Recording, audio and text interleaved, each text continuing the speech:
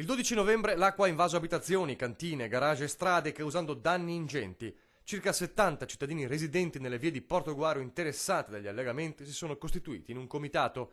Assistiti dall'associazione di consumatori, hanno presentato un esposto alla magistratura per individuare eventuali responsabilità in collaborazione con la regione, la provincia, il comune e il consorzio di bonifica. I residenti chiedono un tempestivo risarcimento dei danni materiali e morali e sollecitano interventi per evitare che si ripetano eventi analoghi in futuro. Abbiamo ritenuto di interessare l'autorità giudiziaria con un esposto perché la magistratura indaghi se esistono fattispecie di reato. Il Codacons chiede di incontrare amministratori e tecnici a partire dal governatore del Veneto Luca Zaia per ricostruire l'accaduto. Secondo molti residenti non si tratta di eventi eccezionali in quanto le piogge nei giorni precedenti non sarebbero state molto intense. Negli allagamenti, tra l'altro, sarebbero andate perse decine di auto rimaste intrappolate nei garage. Molte case si sono allagate e comunque ci sono tutta una serie di cose che non ci tornano, diciamo, anche perché abito qui da 40 anni, ho vissuto quelle che sono state le varie emergenze idriche del territorio e sinceramente ci sono delle cose che richiedono delle spiegazioni.